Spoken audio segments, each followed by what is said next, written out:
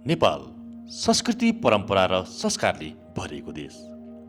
तर यही परम्परा र संस्कारको नाममा कल्पना पनि गर्न नसकिने प्रथा एक समय हाम्रो समाजमै प्रचलित थियो, जहाँ कतिको जीवन जलेर खरानी भयो।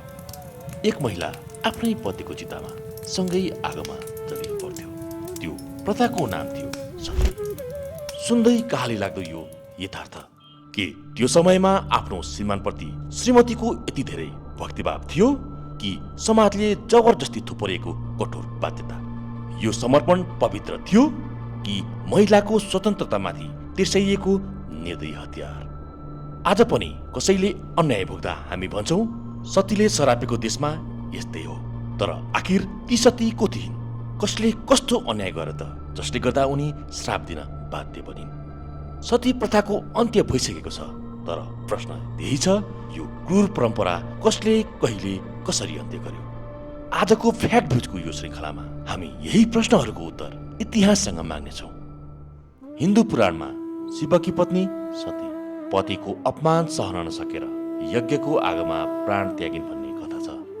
तर त्यो पुराण प्रतीकात्मक प्रसङ्ग। समय बित्दै जाँदा मानिसहरूले त्यसलाई वास्तविक जीवनमा लागू गरे। धर्मको नाममा कुरीति जन्मियो। इतिहास खोतल्दा सती प्रथाको सङ्केत लिच्छवी कालदेखि नै भेटिन्छ। ईस्वी सम्वत 464 को चाङ्गुनारायण शिलालेखमा राजा मानदेवले आफ्नी आमालाई सती हुनबाट रोकेको उल्लेख पाइन्छ। त्यति बेला पनि सती प्रथा थियो, तर राजाले रोक्ने प्रयास गरेका थिए। मल्लकालमा भने यो प्रथाले उग्र रूप लियो। यो कुरीति केवल गाउँ घरमा मात्र सीमित रहेन, दरबारभित्र पनि यसले गहिरोसँग जरा गाड्यो। राजा रानीदेखि प्रजासम्म सती। कसैलाई मनोवैज्ञानिक दबाव, कसैमाथि बल प्रयोग, कसैलाई मदिरा खुवाएर बेहोस बनाइन्थ्यो। कति महिलाहरू म बाँच्न चाहन्छु भनेर चिच्याइरहन्थे, तर उनको आवाज परम्पराको भारी आवाजले थिचिदिन्थ्यो। न्याय, राजनीति र श्रापको जन्म ईस्वी सम्वत 1674 मा। त्यो समयमा धेरै सतीहरूले अकालमै प्राण गुमाए।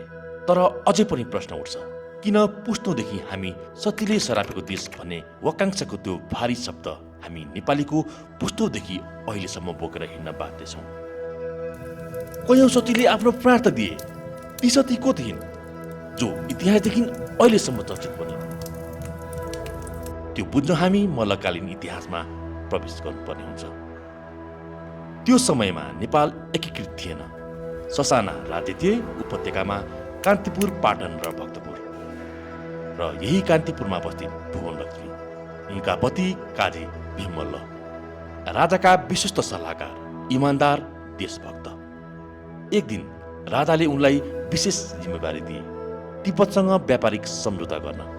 भीममल्ल तिब्बत गए र मुलुकलाई फाइदा हुने सम्झौता गरेर फर्किए। तर दरबारभित्रका दुई काजी नरदेव र मायासिंहलाई भीममल्लको त्यो सफलता सह्य हुँदैन। उनीहरूले तत्कालीन राजा प्रताप मल्लको कान भर्न सुरु गर्छन्। उनीहरूले भन्छन् भीममल्ल विश्वासघाती हुन्, उनी तिब्बतसँग मिलेर राजद्रोह गर्न खोज्दैछन्, उनी आफै राजा बन्न चाहन्छन्। यसो भन्दै नक्कली साँची, झुटो प्रमाण सबै राजाको अगाडि पेश गर्छन्। राजा प्रताप मल्ल रिसले उग्र हुन्छन्। उनले भीममल्ललाई काठमाडौँ फर्काउन आदेश दिन्छन्। भीममल्ल फर्कन्छन् र उनी घर नगई तलेजु भवानीको दर्शन गरेर सिधै राजालाई भेट्न दरबार प्रवेश गर्दछन्। तर विडम्बना, उनीलाई आफ्नो सुनवाईको मौका नदिइयो। एकाएक राजाले निर्देशन दिन्छन्, भीममल्लको हत्या गरे। विक्रम सम्वत 1707 एक इमान्दार देशभक्त निर्दोष भएर पनि मारिए र त्यसै क्षण उनकी पत्नी भुवन लक्ष्मीको संसार भताभङ्ग भयो, किनकि उनीलाई थाहा थियो उनका श्रीमान निर्दोष थिए। त्यो क्षण समाजले उनलाई सती हुन बाध्य बनायो। चितामा चढ्नु अघि भुवन लक्ष्मीले मौन भङ्ग गर्छिन् र उनले क्रोधित हुँदै श्राप दिन पुग्छिन्। यो देशमा इमान्दार सफल नहुन्, देशभक्तहरू षड्यन्त्रमा परुन्। किन दिइन् त यस्तो श्राप? किनकि उनका छातीभित्र दुःख, पीडा, क्रोध सबै बोलिरहेको थियो। उनका निर्दोष श्रीमान मारिए, उनी आफै जिउँदै जलिन बाध्य बनाइन् र अन्तिम क्षणमा न्याय नपाएको आत्माले श्राप दिएर गइन्। श्राप सत्य कि संजोग? भूमलक्ष्मी सती भएको केही वर्षमै कान्तिपुर टुक्रियो, मल्ल राजाहरूबीच युद्ध सुरु भयो। गोर्खा शक्ति बलियो हुँदै उठ्यो। अन्ततः मल्ल साम्राज्य ढल्यो। इतिहासकारहरूले पनि यो प्रसङ्गलाई जनश्रुति र घटनाक्रम मिलेर बनेको एक अद्भुत अध्याय मान्दछन्। इतिहास सधैँ अँध्यारो हुँदैन, उज्यालो एक दिन निस्कन्छ भने चाहिँ नेपालमा त्यो दिन आयो। विश्व सम्वत 1977 आषाढ 25 मा राणा प्रधानमन्त्री चन्द्र शमशेरले सती प्रथा समाप्त भएको घोषणा गरे। पहिलो पटक राज्यले महिलालाई सुरक्षा दियो। यसमा धेरै हात थिए। सुधारक, विद्वान र विशेष गरी योगमाया न्यौपाने जस्ता साहसी महिलाहरूको आवाज। 1920 पछि सती प्रथालाई कानुनले पूर्ण रूपमा बन्द गर्यो। यो नेपालकै सबै महिलाहरूको विजय थियो। आज नेपालमा महिलाका अधिकारहरू मजबुत छन्, तर अझै सुधार आवश्यक छ।